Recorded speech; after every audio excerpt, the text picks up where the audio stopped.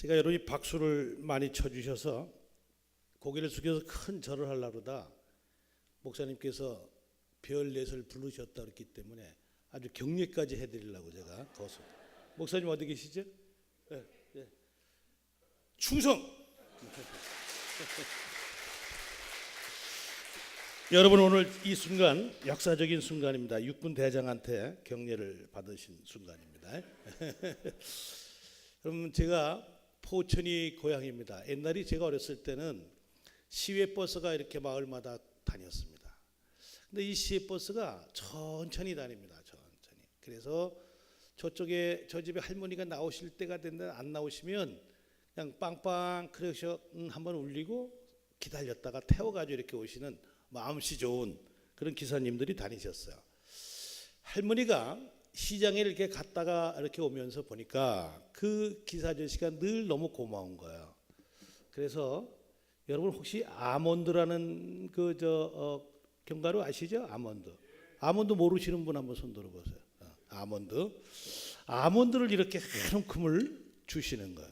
기사님이 잠도 오고 그러니까 그 아몬드를 이렇게 잡수셨어요. 거의 다 먹을 때 됐는데 할머니가 또 한 움큼을 주시는 거예요. 그래서 기사가 아유 됐습니다 이렇게 사양을 하면서 한 번 더 받아 먹었어요. 전 몇 주먹 받아 먹었어요? 몇 주먹이요? 2주먹을 받아 먹었어요. 근데 할머니가 또 3주먹째 주시는 거예요. 그러니까 이제 기사가 너무 미안하고 그러니까 할머니 됐습니다. 이제 할머니 잡수세요. 그랬더니 그 할머니가 나는 이빨이 없어서 이건 못 씹어 먹어 그러세요. 그걸 왜 시장에서 그럼 그걸 왜 사셨어요? 겉에 있는 초콜릿들은 내가 다 빨아먹고 주는 거야. 저는 이 얘기를 들을 때 참 여러분처럼 웃었습니다만은 마음 한편으로 이렇게 늘 회개하는 마음으로 이 말씀을 들었어요. 여러분, 저는 아직까지도 이렇게 교회에 나오고 하나님을 섬기는 일을 좋은 거, 단 거는 다 빨아먹고 어렵고 힘든 거는 하나님한테 맡기는 아직도 얌체와 같은 그런 신앙생활을 장로지만 하고 있습니다. 여러분, 오늘 저녁에 이 늦은 시간까지 오늘 하루 종일 아까 기도하신 집사님처럼 하루 종일 교회에 와서 이렇게 시간을 보내시면서 저녁까지 여러분 이렇게 함께 하시는 것은 여러분들이야말로 초콜릿도 다 빨아먹고 아몬드만 하나님께 드리는 그런 성도님이 아니라 초콜릿째 하나님께 드리는 귀한 성도라고 저는 믿습니다, 여러분. 네. 그래서 여러분은 졸지 않으시겠습니다만은 제가 가끔 가서 이렇게 간증을 하면 조는 분이 계세요. 집사님 좀 옆에 좀 깨우세요. 그랬더니 그 집사님이 나를 쳐다보면서 재우신 분이 깨우시죠? 이렇게 말씀하신 분들이 있습니다. 그래서 오늘은 여러분들 저한테 미루지 마시고 혹시 조는 분이 계시면 깨우시기 바랍니다. 제가 다른 교회 갈 때는 헌병들을 사복을 입혀가지고 뒤에 갖다 놓습니다. 그래서 조는 분들은 바로바로 끌고 나가는데 오늘 여기는 송병원 장로님이 계셔서 헌병들을 제가 안 데려왔어요. 그래서 좋은 시간 되셨으면 좋겠습니다. 네. 여러분, 제가 어디 가든지 이 사진을 보여드립니다. 왜 이 사진을 뒤에 불을 좀 꺼주시죠. 제 얼굴은 이제 보실 거 없고요. 네. 왜 이 사진을 보여드리냐면 여기 광고에도 여러 번 나왔습니다만 저는 경기도 포천이라는 아주 산골에서 태어났습니다. 그래서 하루에 3끼 밥 먹는 것조차 힘든 유교 중에 태어났기 때문에 그런 어려운 가정에서 자라났는데 하나님께서 별넷을 허락해 주셨어요. 하나님께 감사하고 여러분도 이 하나님의 사랑을 받을 수 있는 그런 모든 똑같은 소위 말하면 자격을 가지고 있다. 여러분들에게도 하나님이 이런 큰 사랑을 받으실 수 있다 하는 것을 보여드리기 위해서 이 사진을 여러분에게 보여드립니다. 사실 제가 처음에 간증을 시작할 때는 굉장히 사양을 했어요. 저도 교회에서 간증하시는 분들을 이렇게 몇 번 봤는데 간증하시는 분들이 대부분 자기 자랑으로 끝나는 분들이 굉장히 많았어요. 그래서 저도 자칫하면 간증한다고 돌아다니면서 자기 자랑이나 하는 그런 사람이 되면 어떡할까 그렇게 사양을 하다가 어느 날 저희 목사님께서 이렇게 설교를 하시는 거예요. 여러분, 하나님한테 요만큼만한 은혜를 받았다면 그것을 혼자 사귀지 마시고 반드시 증거하십시오. 하나님의 사랑을 증거하는 것이 하나님을 사랑하는 겁니다. 이렇게 말씀하셨어요. 제가 그 말씀에 용기도 얻고 또 어떤 그 의무감도 갖고 그래서 이제 간증을 하기 시작했습니다. 여러분, 오늘 제가 드리는 이 전도에 대한 간증이 여러분에게 큰 도움이 되었으면 좋겠습니다. 아멘. 네, 여러분, 오늘 목사님과 여러분이 낭독하신 마태복음 28장 18절부터 20절은 여러분이 잘 아시는 것처럼 예수님이 부활하셔서 자기 제자들을 모아놓고 하신 말씀이십니다. 3계절을 읽었습니다만 결론은 뭐예요? 전도하라는 것입니다. 이 전도하라는 예수님의 명령을 우리 모두는 지금 받고 있는 겁니다. 이 마태복음 28장 18절부터 20절까지 이 말씀은 이런 의미를 제가 세 가지를 한번 생각해봐요. 첫째는 뭐냐면 예수님이 정말 후회 없는 일생을 살다가 돌아가셨잖아요. 십자가에 못 박혀 돌아가시면서 이제 다 이루었다 이렇게 말씀하시고 돌아가셨어요. 맞죠? 네. 다 이뤘다고 말씀하시고 돌아가셨는데 부활을 하셨어요. 그런데 부활을 하시고 나서 가만히 생각해 보니까 내가 앞에 살 때 우리 제자들한테 그렇게 많이 얘기했는데도 아쉬운 게 있는 거예요. 그래서 제자들을 모아놓고 첫 번째 하신 말씀이 지금 오늘 하신 말씀이에요. 전도하라. 그게 그렇게 33년 이 세상 사시면서 제자들에게 공생 3년 동안에 사람 낚는 어부가 되라 이렇게 하시면서 그렇게 많은 말씀을 하시는데 돌아가시고 나니까 그래도 부족하셨다고 느낀 것 같아요.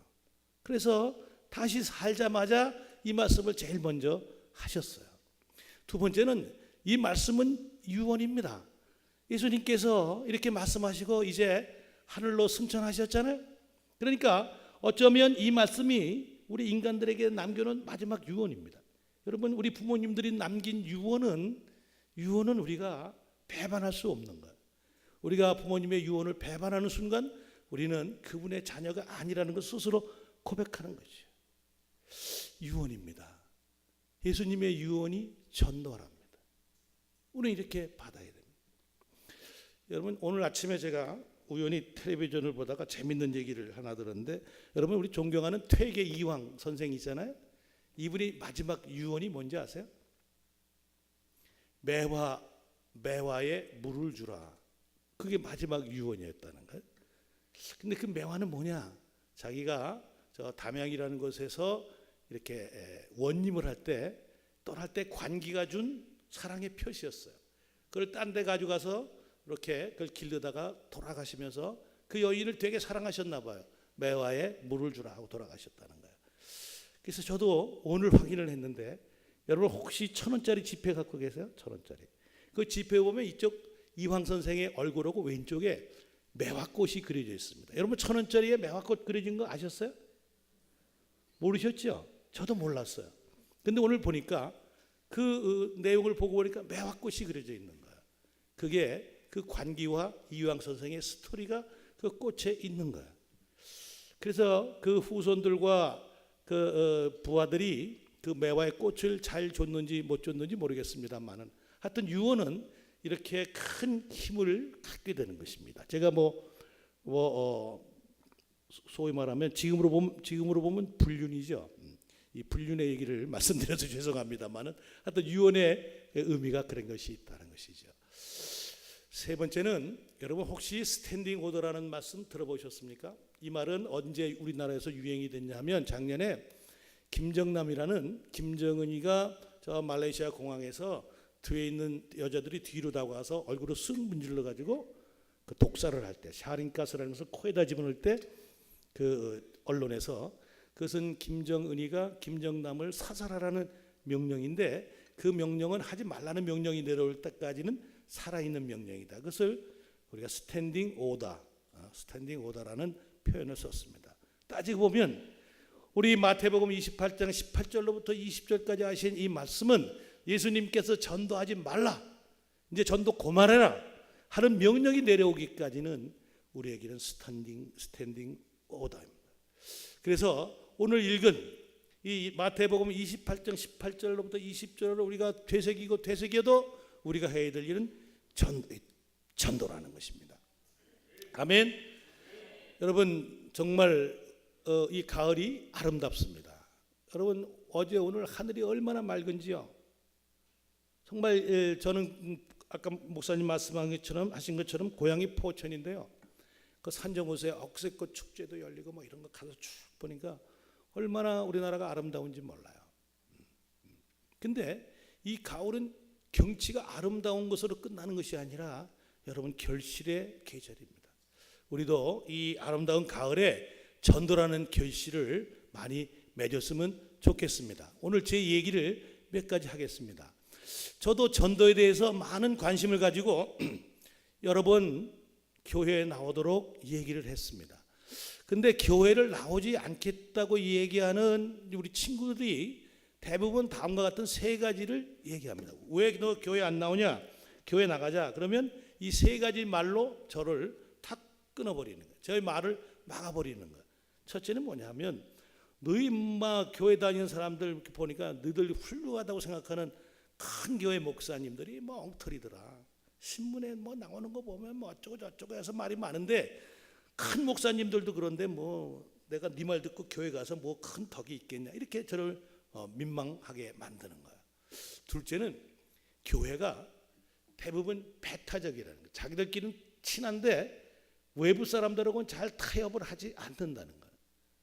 이것이 다른 사람들이 믿지 않는 사람들이 우리 교인들을 바라봤을 때 모습인 것 같습니다. 세 번째가 우리가 더 가슴 아픈 건데 너희 교회가 배타적이라고 얘기는 하지만 그렇다고 해서 니들끼리 친한 것도 아니더라. 교회 다니는 사람들끼리 서로 홍보고 뭐 심지어는 재판 걸고 말이야. 그런 교회 내가 뭐하러 가냐. 이것이 제가 전도할 때 가장 이렇게 반대하는 교회에 나오지 않겠다는 사람들의 이것이 변명 내지는 이유였습니다. 이 말이 맞건 틀리건 우리는 이 말에 대해서 반성하고 회개해야 됩니다. 우리가 이런 일이 우리 교회에서 일어나지 않도록 기도해야 됩니다. 우리 교회가 밖에서 보는 사람들 모습에 좋게 비춰졌을 때 훨씬 전도는 좋게 될 것입니다. 맞습니까? 네, 그래서 믿지 않는 사람들이 교회에 오지 않겠다는 이 세 가지 큰 이유를 우리는 어떻게 하면 없앨 수 있는가 기도하면서 노력해야 될 줄로 믿습니다. 전도를 제가 얘기하면서 각 교회 다니면서 여러분들하고 많이 얘기를 해봤습니다. 전도 많이 하셨어요? 전도 잘 못해요. 그래서 왜 전도를 못하십니까? 이렇게 물어보면 대개 다음과 같은 이유들을 댑니다. 혹시 여러분들도 잘 보이시는지 모르겠습니다만 여기에 한 가지 내지는 두 가지 정도가 이유가 있어서 전도를 잘 못하실 것으로 생각합니다. 첫째는 내가 구원의 확신이 없기 때문에 못하겠다는 거예요. 전도 내가 안 해도 많이 하는데 뭐 우리 뭐 여전도회가 다 하는데 뭐 그래서 자기가 꼭 전도해야 될 그런 필요성을 못 느낀다는 고백을 하는 분도 들었어요. 나는 지금 다른 사람 앞에 얘기하는 게 너무 부끄러워서 난 잘 못해요. 그런 사람도 있고 괜히 예수 믿으라고 얘기했다가 아까 저처럼 욕이나 먹을까 봐 두려워서 얘기를 못한다는 거예요. 어떤 사람은 하긴 해야 되는데 어떻게 하는지 몰라서 전도 교육을 안 받아서 그런다는 사람도 있고 나 바빠요. 바빠서 못한다는 사람도 있어요. 그다음에 내가 솔직히 가면 교회 안 다니는 사람들한테 모범이 되는 게 별로 없다. 그래서 내가 양심상 전도하기가 어렵다. 내가 하면 안 될 것 같아. 자신감이 없다. 뭐 글쎄 왜 전도 안 해야 하니까 전도할 대상이 없다 그러더라고요. 전도할 대상이 없대요. 혼자 사나 봐요. 산속에서. 그래서 전도할 대상이 없어서 전도를 못 한다는 거예요. 혹시 여러분들이 전도에 대해서 조금 쭈뼛쭈뼛 하시는데 여러분 이 한 10가지 정도의 여러분이 생각하시는 이유가 들어있죠? 들어있죠? 나머지 대답 안 하시는 분들은 전도 잘 하시죠? 이런 이유 때문에 우리가 전도가 잘 안 됩니다. 저도 이 중에 몇 가지 이유가 있어서 전도에 쭈뼛쭈뼛 할 때도 있었습니다. 우리 모두가 이것을 인정하면서 이제 전도를 어떻게 해야 되느냐? 모으는 전도. 우리 교회에 사람을 모으는 전도는 어떻게 해야 되느냐? 제 경험, 제 간증을 몇 가지 하려고 합니다. 제일 쉬운 방법은 뭐냐? 제일 쉬운 방법은 제 경험입니다. 내가 어떻게 전도가 되었는가, 이걸 한번 여러분 이 시간에 회상을 해보시기 바랍니다. 나는 어떻게 교회에 끌려왔는가? 끌려왔는가 했을 때 여러분 웃으셔야 돼요. 나는 어떻게 교회에 끌려왔는가? 이걸 한번 회상을 해보시면 여러분도 그와 똑같은 방법으로 전도를 하실 수가 있습니다. 여러분, 저는 1953년 전쟁 중에 경기도 포천에서 태어났습니다. 고등학교를 졸업할 때까지 한 번도 교회를 다녀본 적이 없습니다. 그 이유는 뭐냐? 6.25 중에 우리 마을에 한 친척분이 몸이 굉장히 아팠어요. 근데 어느 교파인지 모르겠습니다만은 교회를 다니는 사람들이 오셔서 둥그렇게 둘러앉아가지고 소위 말하면 안찰 기도를 하셨던 것 같아요. 찬송가를 부르면서 이렇게 아픈 부분을 때리면서 이렇게 기도를 했는데 운이 없게도 그분이 그 기도를 받다 돌아가신 거예요.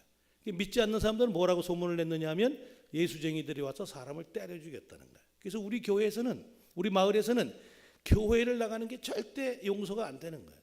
교회를 나가는 사람 보면 뭐 난리가 나는 것이죠. 그리고 교회를 나가면 이게 풍기문란한 그런 곳이다 해서 우리 마을에서는 교회를 안 다녔고, 또 우리 제가 자란 곳에서는 교회도 굉장히 멀었습니다. 나중에 이사를 와서 포천 시내에 제가 살았습니다만은 그것이 아주 세뇌가 돼서 교회는 한 번도 안 가봤어요.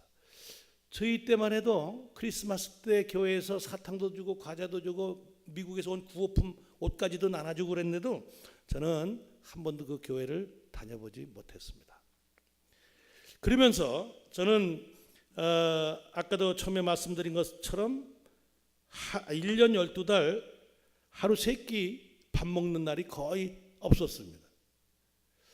중고등학교 다닐 때 4.6이 24 분기에 한 번씩 24번, 그때는 기성예비라고 그랬는데 기성예비를 냈는데 저는 한 번도 기간 내에 내본 적이 없습니다.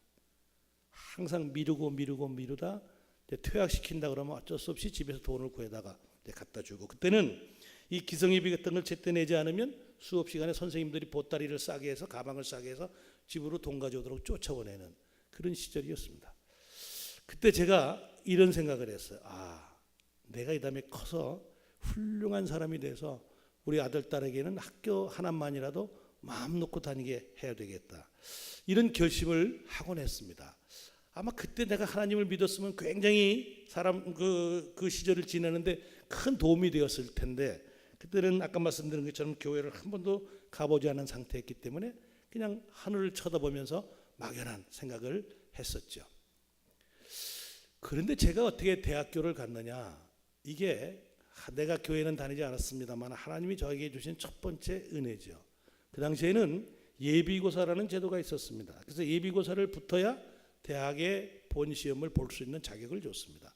예체능계는 예비고사를 안 봐도 됐지만, 자, 그래서 지금은 아마 고등학교 서열 이런 것들을 서울대학교에 몇 명 들어갔느냐가 잠정적인 학교의 서열 비슷하게 됩니다만은, 그때는 우리 경기도에서는 예비고사에 몇 명 붙었느냐가 그 학교의 서열이 됩니다. 그러니까 선생님들이 대학을 어디 갈 거냐, 대학을 가냐 안 가냐 물어보지 않고 예비고사에 합격할 수준에 있는 사람들은 무조건 대학 입학원서를 쓰게 해서 시험을 보게 하고, 그리고 학교의 예비고사 합격률을 높이는 그런 일들을 하셨어요. 저도 대학을 갈 꿈도 꾸지 못하고 이제 예비고사를 봐서 학교의 명예를 올려야 되겠다. 그래서 예비고사를 붙고 이제 빨리 군대 갔다 와서 취직을 해야 되겠다, 이런 준비를 하고 있었는데 명지대학이라는 곳에서 갑자기 연락이 옵니다. 어느 계통을 통해서 이 포천에 꽤 쓸만한 젊은이가 있는데 이런 어려운 사정 때문에 학교를 못 간다, 근데 이런 얘기를 전해져서 그 당시에 우리 명지대학의 유상근 학장 장로님이시죠. 그분 귀에 들어가서 저를 명지대학에 가게 되었습니다. 저는 그래서 대학교 1차 시험도 안 보고 있다가 명지대학에 이제 장학생으로 가게 됩니다. 장학생으로 가서 학교에 돈 내는 건 없었지만 그 당시에는 서울과 포천이 굉장히 먼 거리였습니다. 그래서 이렇게 학교에 돈 내는 것 좀 먹고 자고, 그리고 이제 용돈 쓰는 게 저에게는 큰 숙제였죠. 대학교 1학년 때부터 제가 안 해본 아르바이트가 없습니다. 심지어는 아모레 화장품 누나들 따라다니면서 화장품 외파랑까지 해봤습니다. 사모님 샤워를 하신 다음에는 모공을 수축시키기 위해서 아스트링젠트를 바르시고 뭐 이런 멘트를 외우면서 큰 가방을 들고 따라다녔어요. 그러다가 한 일주일 만에 잘렸습니다. 이게 왜 잘렸냐?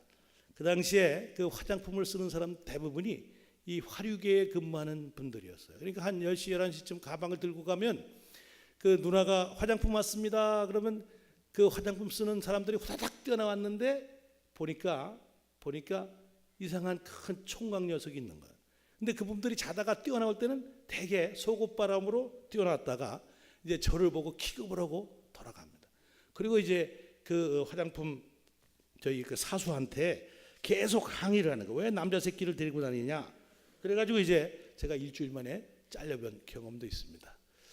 그러다가 하나님께서 저한테 두 번째 주신 은혜가 뭔가 ROTC를 하게 되는 겁니다. ROTC를. 그 당시에 대학교 1학년, 2학년 어렵게 다니는데 ROTC를 하게 하고 그 ROTC를 하게 되면 장학금을 주는 그런 제도가 있어서 이제 ROTC를 하면서 장학금을 받아서 이제 대학을 졸업하게 됩니다. 그런데요, 이 명지대학에 가서 대학교 1학년 때 제 인생의 가장 큰 획기적인 역사가 일어나는데 그것이 하나님을 만나게 되는 것입니다. 여러분 아시는 것처럼 명지대학은 우리 기독교 학교입니다. 이게 들어가니까 대학을 처음 들어가니까 매일 우리 그 학장님실에서 아침 기도회가 열립니다.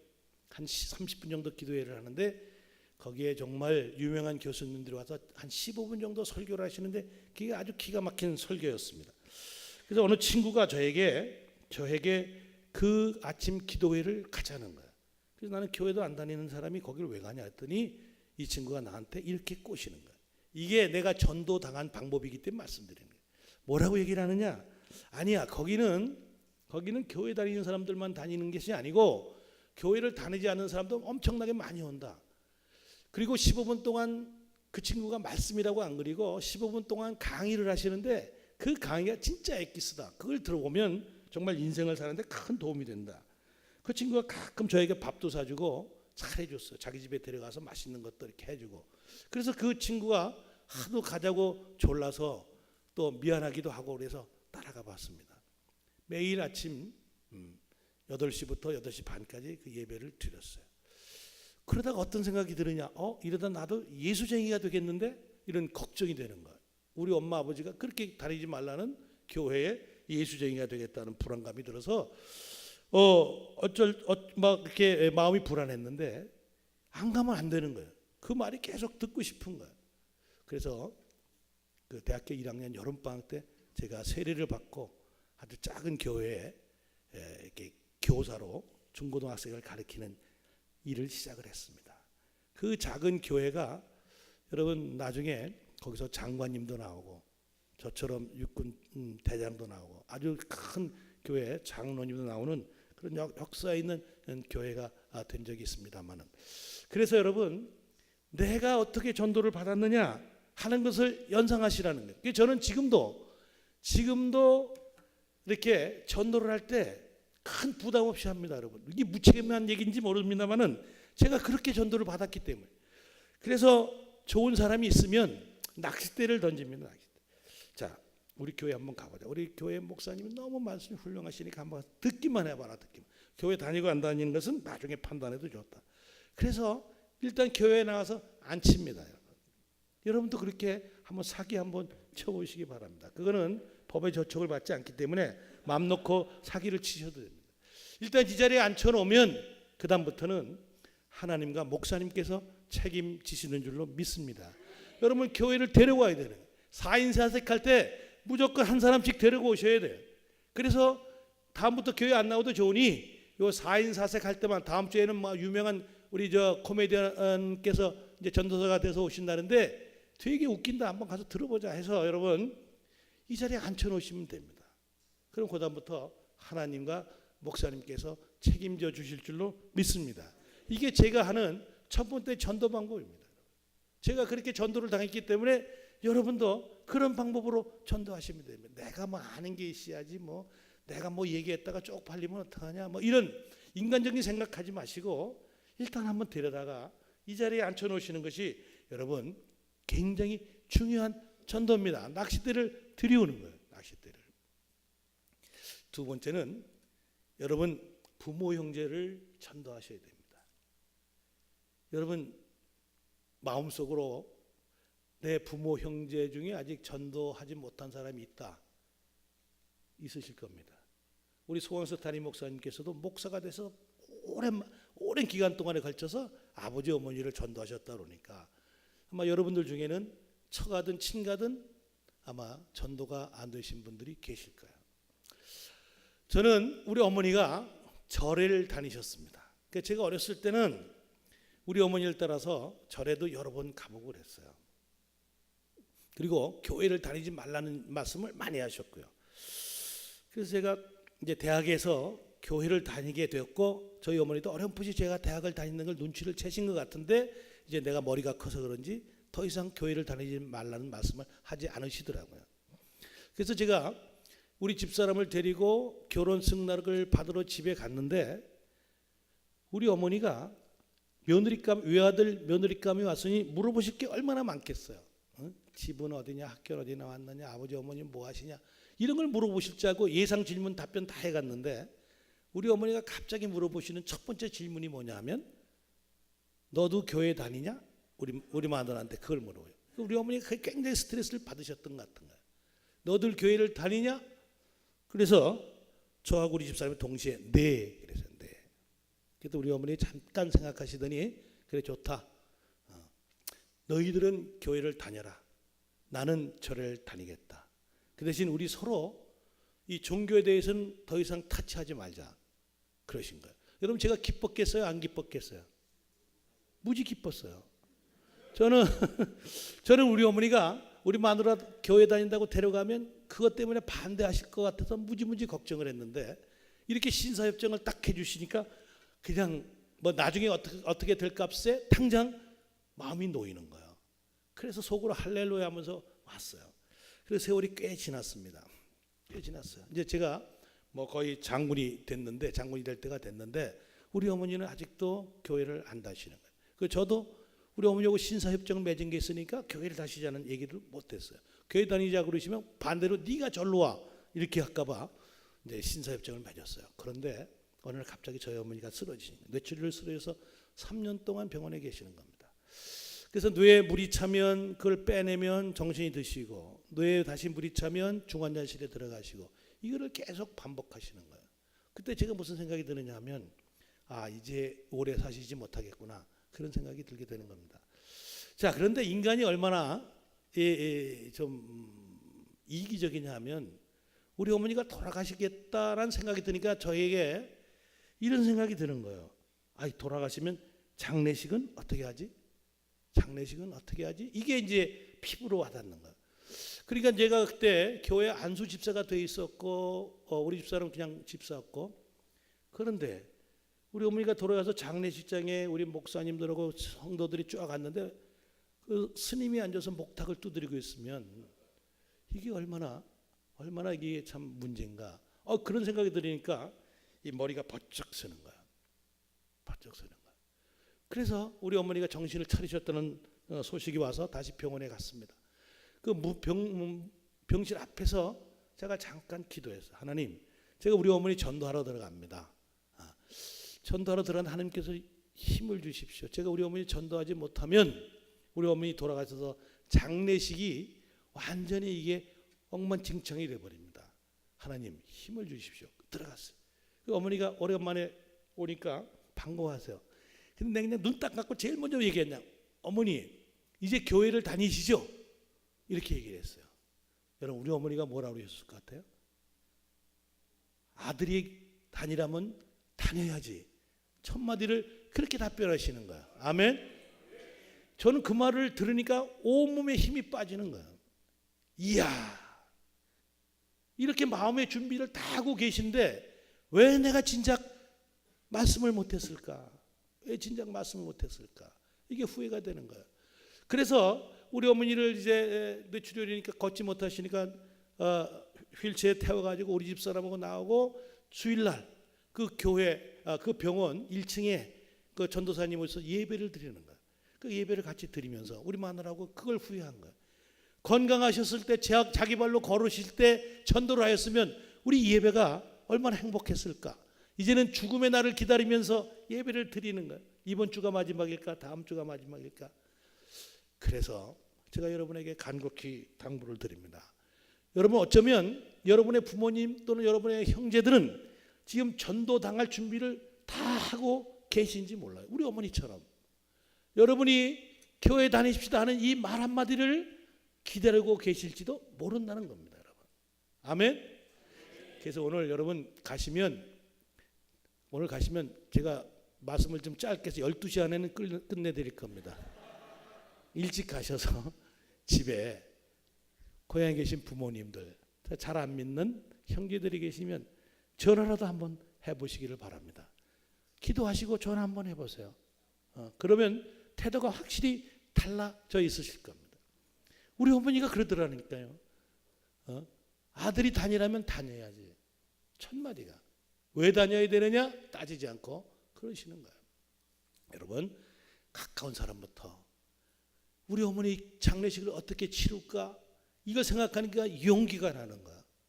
여러분도 이런 갈급한 심령으로 가까운 친척부터 부모 형제부터 전도하는 그런 시험을 한번 해보시기 바랍니다. 셋째는요, 가까운 사람부터 전도해야 됩니다. 가까운 사람부터. 멀리 있는 사람, 가까운 사람부터.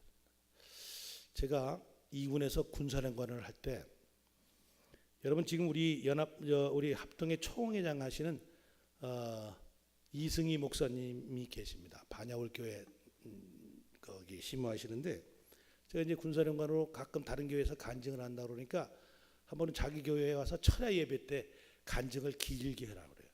그래서 제가 9시부터 밤 12시까지 철야 예배니까 간증을 했습니다. 하다 보니까 길게 했어요. 오늘은 절대 12시 넘지 않겠습니다만.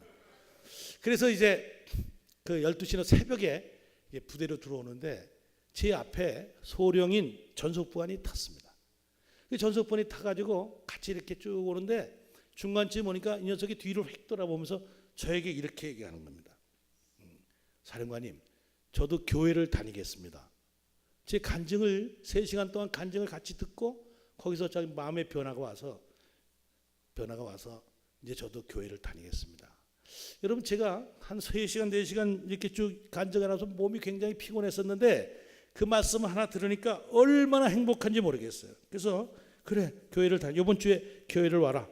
우리 그날이 금요일이니까 내일 모레 교회에서 만나자 그랬더니 이번 주는 그 뭐 약속이 있었고 다음 주부터 가겠습니다. 그래서 안 돼. 명령이야 인마. 내일 토요일이니까 아침에 출근해서 나를 보고 네 친구한테 미리 연락해서 이번 주 약속을 취소해라. 그리고 토요일날 그 당시에는 토요일날 근무할 때니까 토요일날 출근하자마자 제가 누구 시켜서 금으로 된 이 금칠한 10만 원짜리 성경 하나 탁 사놓고 있다가 출근하자마자 거기다 사인을 제가 탁 해서 주었어요. 자, 이 성경 굉장히 비싼 거니까 이 성경을 받는 대신에 이번 주부터 교회를 다녀야 된다. 이렇게 약속을 받고 제가 그 성경을 전해줬습니다. 제가 왜 확 땡겼냐면 그런 친구들은 다음 주부터 생각하는 친구들은 그게 그 다음 주에 또 무슨 약속이 생기는 것이 십중팔구입니다. 마귀가요 교회 다닌다는 사람을 그냥 내버려 두지 않아요. 다음에 무슨 급한 일을 또 만들어서 교회 오는 것을 막아버리는 저는 몇 번 봤기 때문에 확 잡아 당깁니다. 그 친구가 지금 중령이 돼서 저 강원도 속초에 있는 22사단에서 대장을 잘 마치고 지금 사단 작전 참모를 해서 곧 대령이 될 겁니다. 여러분 가까운 사람에게 기회가 있을 때 전도하는 그런 여러분 노력을 하시기 바랍니다. 전도는 가까운 사람부터 하시기를 여러분 바랍니다. 네. 제가 이 간증은 좀 길어질지 모르는데 제가 세이den교회 군선교회에서 이렇게 하는데 저를 누가 찾아왔어요. 저를 아는 어느 장로님이 사람을 소개해서 왔어요. 그 사람이 뭐 하는 사람이냐? 외제차를 이게 팔기도 하고 또 외제차를 정비하는 그런 큰 회사입니다. 근데 우리 교회 교인이 한 4만 명이 되니까 이분이 저를 찾아와서 이런 얘기를 하는 거예요. 우리 세이된 교회와 MOU를 좀 맺고 싶다. 그래서 우리하고 MOU를 체결하면 세이된 교회 교인들은 부속을 싸게 주고 수리비의 15%를 이렇게 깎아주고 뭐 우리 세이된 교회 교인들이 이렇게 다시 말해서 고친 그 돈은 그 중에서 10%를 11조를 우리 교회에 하겠다. 굉장히 우리 교회를 위해서는 좋은 MOU예요. 근데 제가 이런 생각이 팍 드는 거야. 이런 기회에 이 사람을 전도를 한번 해야겠다는 욕심이 들어서 다짜고짜 물어봐서 교회를 다니시느냐 그랬더니 교회를 안 다닌다는 거죠. 내가 잘 됐다는 거예요. 그래서 제가 이렇게 설득을 했습니다. 거짓말은 아니고요. 자, 아주 좋은데요. 우리 교회에도 외제차를 하는 사람들이 너무나 많고요. 내가 굳이 당신에게 MOU를 체결할 이유가 없다. 근데 한 가지 방법이 있다. 우리 교회에 등록을 하면 우리 교인이 이런 제의를 해왔다. 이렇게 목사님께도 보고를 드리고 우리 성도들에게도 설득을 할 수가 있기 때문에 우리 교회에 등록을 하라. 그때 이 사람이 한참 생각을 하더니 제가 교회를 안 나와도 되죠. 그래서 안 나오셔도 됩니다. 일단 등록만 하라. 그래서 이제 등록을 받고 그 MOU를 체결해 줬습니다. 그런데요, 이 등록을 하고 가만히 둘 수가 없죠. 그래서 우리 전도단을 매주 거기 보냅니다. 매주. 그랬더니 한 번은 저를 만나자고 해서 갔어요. 갔더니 하나님 믿으면 뭐가 좋습니까? 하나님을 왜 믿어야 됩니까? 뭐 이런 뜬금없는 질문을 막 하는 거야. 그래서 내가 몇 번 답변을 하다가 이제 저도 미천이 딸리는 거예요. 그래서 이분이 물어보는 게 굉장히 논리적이고 그렇습니다. 신학을 전공하지 않으면 답변하기 어려운 질문들을 막 해서 그래서 제가 꾀를 냈어요. 글쎄 그 질문이 굉장히 좋은데요.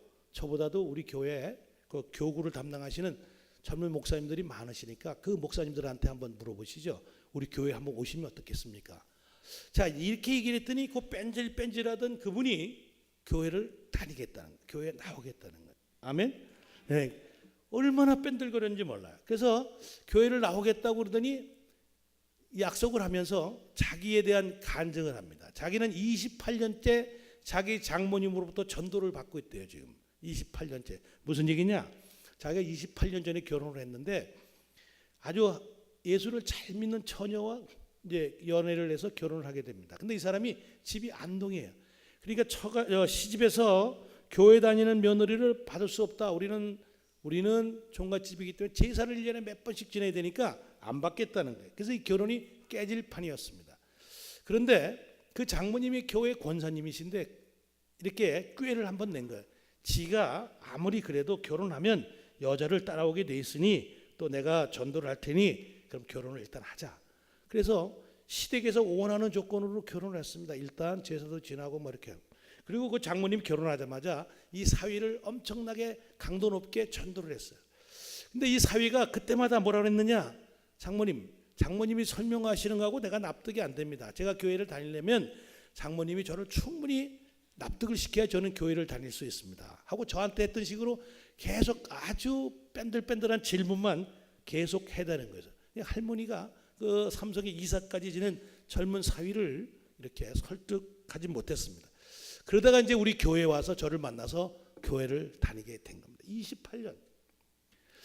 그래서 우리 교회를 나오겠다고 결심한 날 제가 그 장모님, 그다음에 그 부인, 그리고 그 자녀들까지 다 교회 와서 우리 교회에서 첫 예배를 드렸습니다. 여러분 그 장모님이 오셔서 28년 동안에 자기의 소원이 이루어졌다고 우시는 거예요, 여러분. 우시는 거예요. 여러분 기회가 있을 때 전도하시기 바랍니다.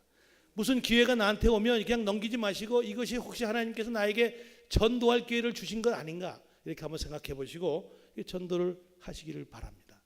근데 최근에 이분이 심장병이 걸려서 심장 수술을 하셨어요. 지난 설날 고향 안동에 가셔서 이제 교회 다니신 지 한 2년밖에 안 된 거예요. 그래서 용기를 내서 전 식구들을 작은 아버지가 이제 자기가 장손이니까 작은 아버지가 제일 어른인데 작은 아버지 몇 분 앞에서 이렇게 선언했다는 거예요. 작은 아버지 이제 제사를 안 지내겠습니다. 안 지내겠습니다. 예배로 추도 예배로 하겠습니다. 그랬더니 마침 그 작은아버지가 군대에서 세례를 받으신 분이었다는 거예요.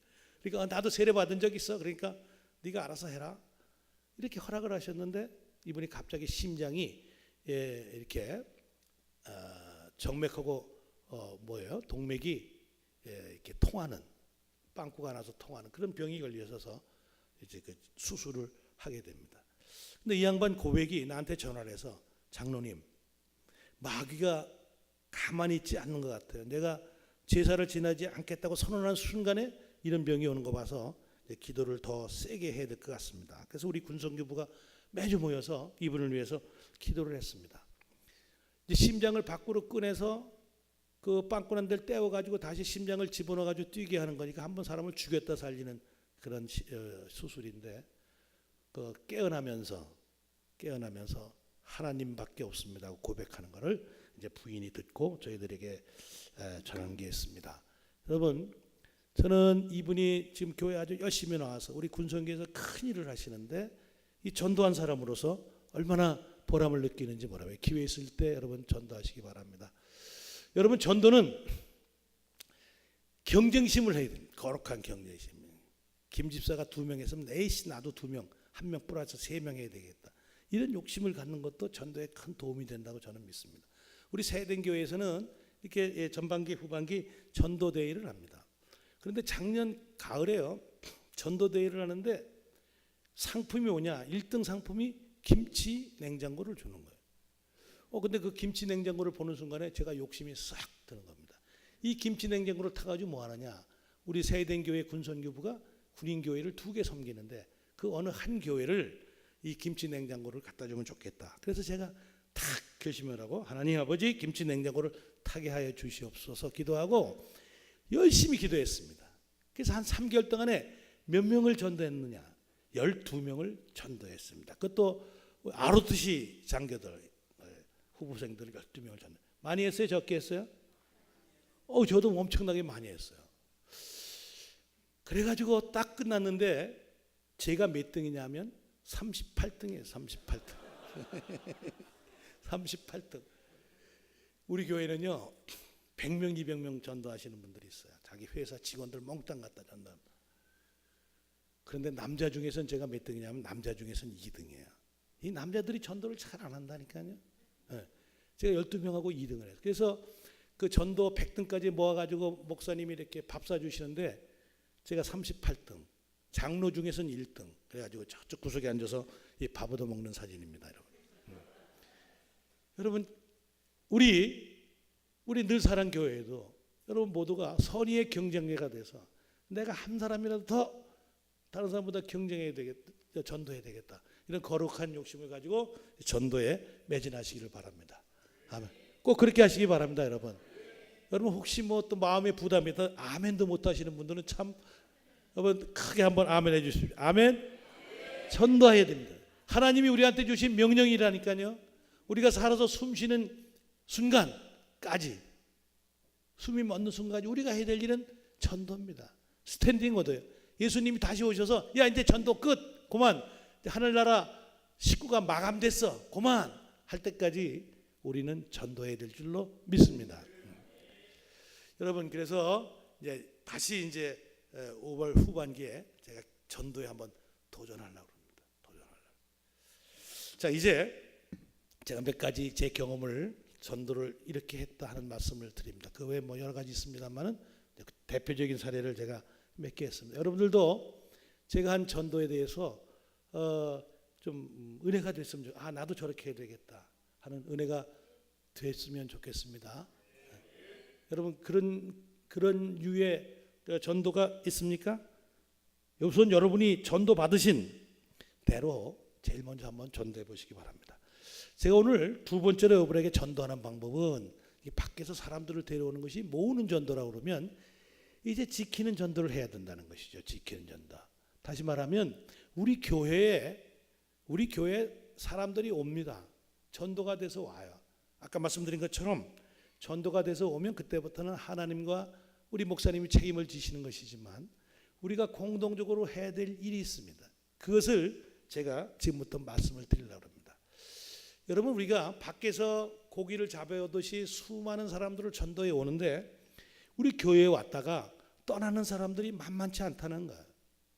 왔다가 떠나는 거야. 근데 그 사람은 왜 교회를 떠날까? 어떤 사람이 설문을 받아보니까 교회가 뭐 아름답지 않아서 그렇다, 목사님의 설교가 마음에 들지 않아서 그렇다, 이런 사람들은 있기는 있지만 많지 않더라는 거예요. 그럼 대다수가 뭔가? 교회가 따뜻하지 않기 때문이라는 거죠. 어느 교회에서는 그래서 3명을 전도해서 1명을 정착시키자는 것이 전도 주간의 표가 된 것도 있습니다. 여러분, 3명을 전도해 오면 3명이 다 정착시키도록 노력을 해야지 왜 2명은 떠나서 좋다고 여러분 생각을 해야 됩니까? 이 3명이 다 우리 교회에 정착하기 위해서 우리가 해야 될 것이 있습니다. 그것이 뭐냐? 십자가 리더십을 발휘하는 겁니다. 이 십자가 리더십이라는 것은 뭐냐면 우리 각자가 자기 있는 위치에서 윗사람을 잘 모시고 조직에 충성하고 자기가 맡은 사명에 대해서 충성하고 맡은 자에게 구할 것은 충성이라고 하셨으니 내가 맡은 일에 충성하는 겁니다. 그것도 형식적이 아니라 마음속에서 우러나오는 자세로 충성하는 겁니다. 그리고 같은 사람들에게는 서로 신뢰를 주고받고 아랫사람들에게는 어미닭이 평아리를 품듯이 사랑하는 겁니다. 이것을 우리 교회 모든 사람들이 공동적으로 책임을 지고 이렇게 해야 됩니다. 오늘 여러분 우리 존경하는 정영희 목사님하고 오늘 저녁을 같이 했는데 제 밥그릇에 있는 이렇게 낙지를 다 가위로 잘라주세요. 여러분. 이거 제가 어쩔 줄 몰랐어요. 이거. 윗사람이 아랫사람을 사랑하는 것, 어미닭이 병아리를 사랑하는 모습, 이런 것들, 나를 중심으로 윗사람에게 충성하고 아랫사람을 사랑하고 동료들에게 신뢰를 주고받는 이것이 우리 교회 모든 사람들이 해야 될 일이고, 이러한 일들이 실천이 됐을 때 우리는 지키는 전도가 성공하는 것입니다. 여러분, 이 리더십이라고 하는 것은 우리가 공동 목표를 달성하기 위해서 능력을 발휘하는 것인데, 거기에는 소통과 공감대와 동행이라는 이 3단어가 포함이 돼야 됩니다. 소통해야 돼요. 공감대를 이루어야 돼요. 그리고 목표를 향해서 함께 가는 이런 것들이 이제 리더십인데, 우리 교회 모든 교인들이 이렇게 리더십을 발휘해야 됩니다. 과거에는 윗사람이 아랫사람을 다 이렇게 책임지는 일방향, 양방향 리더십이었지만, 이제는 모든 사람들이 다 자기 위치에서 윗사람, 아랫사람, 옆사람을 다 사랑하고 존경하고 신뢰하는 이런 리더십을 가져야 되고, 이것이 우리 늘 사랑교회 모든 성도들에게 마음속에 자리 잡아서 우리 교회 처음 오는 사람들도 아이고 우리 늘 사랑교회 가면 따뜻하다, 늘 사랑교회 가면 윗사람이 사랑하고 동료들이 서로 믿음을 주고 또 아랫사람 모두는 윗사람을 존경한다, 이런 느낌을 갖게 됩니다. 여러분, 십자가 리더십이라고 말씀을 드렸는데, 이 십자가는 뭐 여러 가지 의미가 있습니다만, 첫째는 인간과 하나님이 소통하는 것이고, 또 하나는 인간과 인간이 소통하는 것이에요. 이게 십자가입니다. 이 리더십을 하자는 거예요. 이걸 우리 인간 세계로 가져오면 윗사람, 아랫사람, 옆사람과 소통하는 리더십입니다. 그래서 우리 늘 사랑교회에서 서로 이러한 소통이 이루어져야 되는 것이죠. 자, 여러분, 윗사람에게는 늘 충성하는 마음을 가지고 이제 우리가 살아야 되는 것이죠. 이 충성이라는 말은 자기의 마음을 모두 다 바쳐서 하는 거예요. 우리가 하나님께 충성해야 되고, 또 인간 조직인 교회에서 목사님, 장로님께 또 충성하는 것이죠. 여러분, 이 충성이라는 단어는 이런 거예요.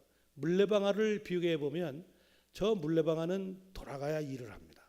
돌아가야 일을 해요. 근데 어떤 물레방아도 저절로 돌아가는 것이 없습니다. 다시 말하면 물이 떨어져야 돌아가는데, 저 물이라는 것이 뭐냐면 윗사람이 나한테 주는 신뢰입니다. 하나님께서 나한테 힘을 주셔야 내가 여기서 큰 일을 할 수 있는 거예요. 그런데 하나님께서 나에게 그냥 힘을 주시는 것이 아니고, 내가 하나님께 최선을 다했을 때, 내가 하나님을 진정으로 사랑했을 때 주는 겁니다. 우리 인간 사회에서도 마찬가지입니다.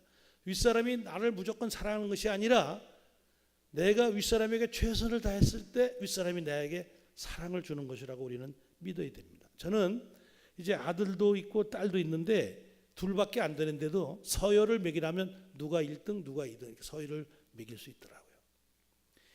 똑같은 자식이지만 이 자식들이 나한테 하는 행위가, 나한테 하는 태도가 조금은 차이가 나요. 차이가 납니다. 그래서 우리는 이 교회라는 조직에서 우리 윗사람들에게 최선을 다하는 그런 아랫사람이 돼야 우리가 윗사람들로부터 많은 물을 받고 많은 물을 받아야 내 조직에서 큰 일을 할 수 있다. 이게 내가 윗사람을 아우르는 겁니다. 내 위치에서 윗사람을 잘 모시는 거예요. 그래서 여러분들은 이런 마인드로 사셔야 됩니다. 두 번째, 이 동료들에게는 늘 신뢰를 주고받는 그러한 성도들이 되셔야 됩니다.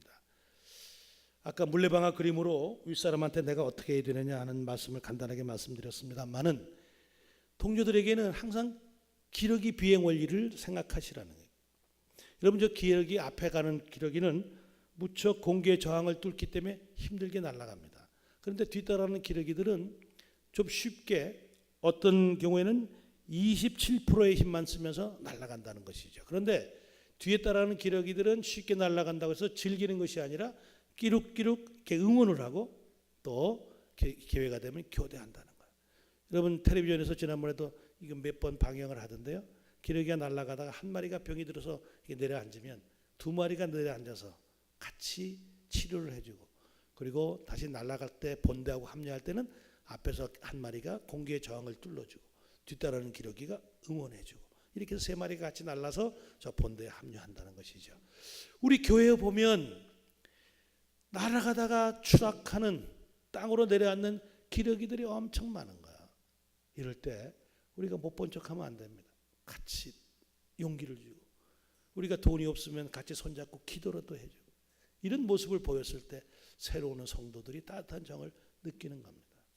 의외로 교회가 냉정해요. 교회가 냉정해. 누가 무슨 문제가 있으면 지가 기도하면 되지 뭐. 여러분, 손잡고 기도해 주신 그것이 따뜻한 신뢰를 주고받는 거예요. 또 하나는 거울의 원리인데요. 거울 속에 비춰진 사람은 먼저 웃지 못하는 거죠. 거울 밖에 있는 사람이 웃을 때만 거울 안에 있는 사람이 웃을 수 있는 거예요. 여러분, 우리 성경에서 수없이 읽은 것처럼 대접받고 싶은 만큼 남을 먼저 대접하라는 거예요. 이것이 십자가 리더십에서 동료들과의 관계에 지켜야 될 도리입니다. 여러분이 먼저 베푸십시오. 새로운 신자들이 이렇게 와서 이렇게 눈치 보고 빙빙 돌 때 여러분 먼저 손잡아 주시고 끌어주시고 그러셔야 됩니다. 아까 말씀드렸습니다. 그 사람들이 우리 교회로 왔다가 다시 나가는 이유가 뭐냐? 교회가 아름답지 않아서가 아니라는 거야. 목사님의 설교가 마음에 안 들어서가 아니라는 거야. 우리 성도들이 따뜻하게 손 한번 잡아주고 따뜻하게 말 한번 걸어주고 웃는 얼굴로 뭐 물어보고 하는 그런 모습이 아쉽다는 것이죠. 이것이 오는 사람들을 지키는 두 번째 방법입니다. 세 번째는 여러분이 교회를 먼저 왔든 늦게 왔든 나보다 아랫사람들에 대해서는 여러분 무조건 사랑을 베푸셔야 됩니다. 사랑을 베푸셔야 돼요.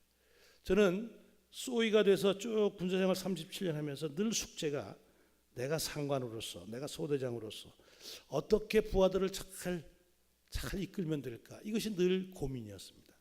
제가 대대장 때 이걸 깨달았어요. 내가 상관으로서 부하들을 어떻게 잘 다루면 될까? 이런 고민을 하다가 어느 날 제가 어렸을 때 봤던 어미닭이 병아리를 몰고 다니는 모습이었어요.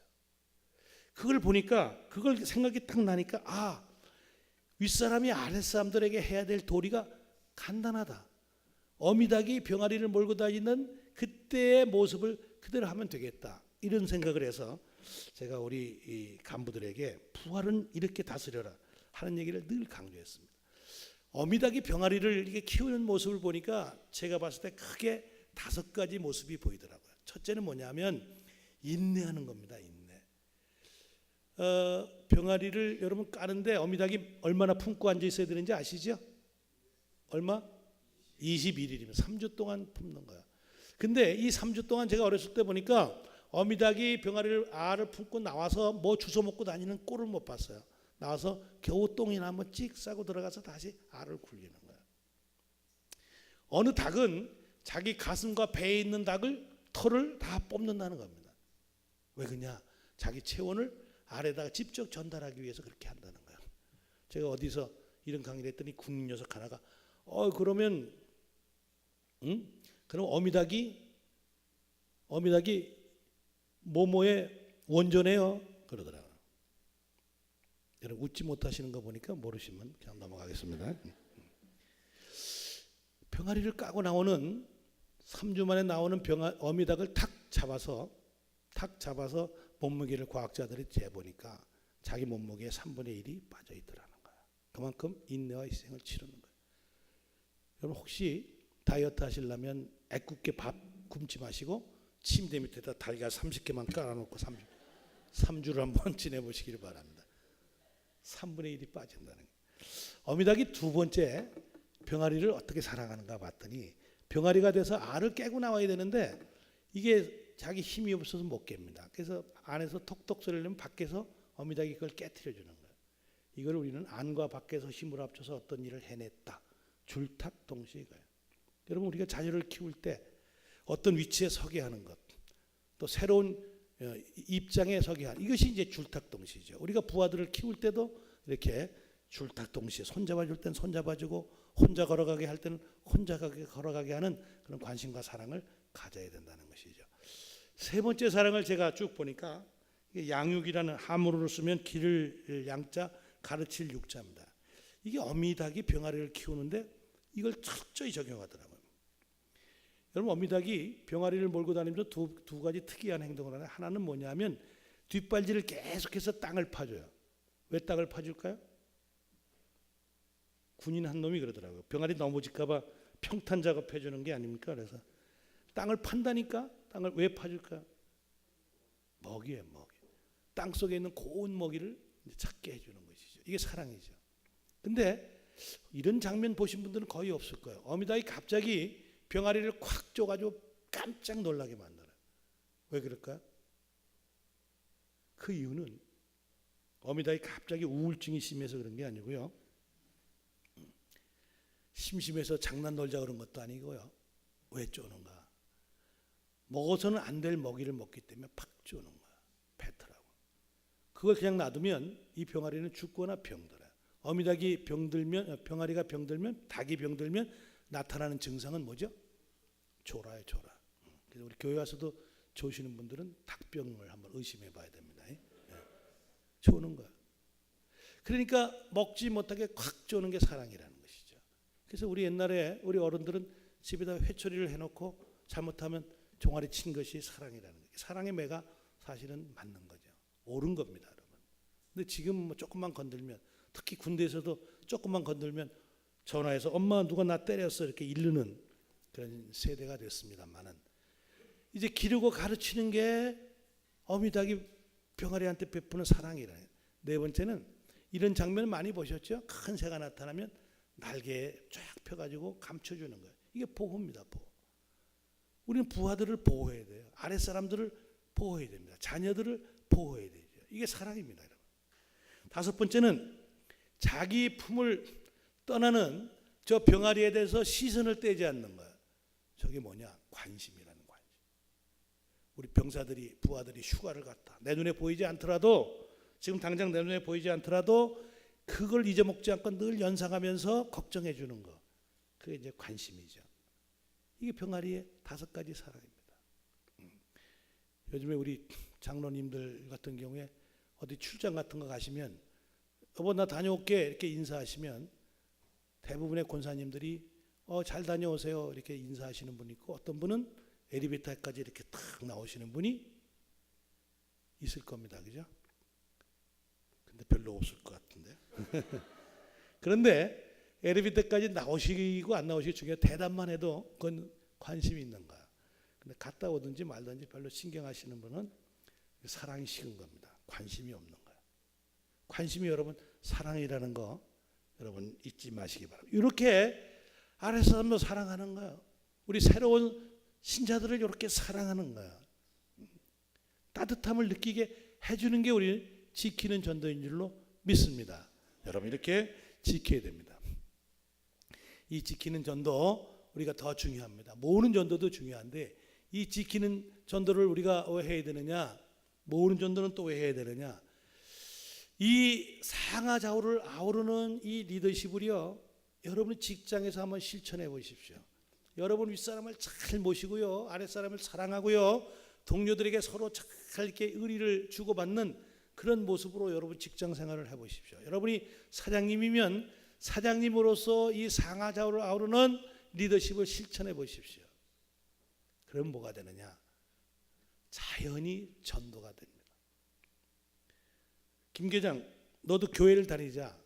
이랬을 때, 예, 사장님이 믿으시는 하나님 저도 믿겠습니다. 예, 선배님이 믿으시는 하나님이라면 저도 믿겠습니다. 여러분 이렇게 나와야 될 줄로 믿습니다. 그렇지 않습니까? 그런데 대답을 안 해요. 속으로 너나 잘하세요. 너나 잘하세요. 그러면 전도가 안 되는 겁니다. 여러분 직장에서도 윗사람을 진심으로 사랑하고, 내가 윗사람을 진심으로 사랑하면 나 혼자 진심으로 사랑하는데 주변에 있는 사람들 그걸 눈치채버립니다. 알게 돼 있어요. 말 한마디, 행동 하나에 다른 사람이 내가 윗사람을 어떻게 모시는지 알게 되는 거예요. 여러분 교회에서 어느 장로님이, 어느 권사님이 목사님한테 말 한마디, 행동하는 거 하나 다른 사람이 보면 저 장로님은, 저 권사님은 정말 목사님을 존경하고 사랑한다, 아니다, 형식적이다 하는 것을 말 안 해도 알게 돼 있다는 겁니다. 믿습니까? 믿습니다. 여러분이 집에서 부모님들한테 전화 한 통화하는 거, 며느리가 시어머니하고 전화 통화하는 거 내 자식들이 다 듣습니다. 들으면 우리 엄마는 우리 할머니한테 진심으로 전화한다, 가식적으로 전화한다, 웃기시네, 우리 자식들이 보고 그대로 따라한다는 것이죠. 여러분 직장, 여러분이 있는 곳에서 상하좌우를 아우르는 리더십을 발휘하시고 전도하십시오. 하시겠습니까? 그러면 전도가 되는 겁니다. 우리 교회 가자. 아이고 과장님 믿으시는 하나님 저도 믿을게요. 전도가 될 줄로 믿습니다. 상하좌우를 아우르는 리더십은 그래서 모으는 전도도 되고 지키는 전도도 되는 것입니다.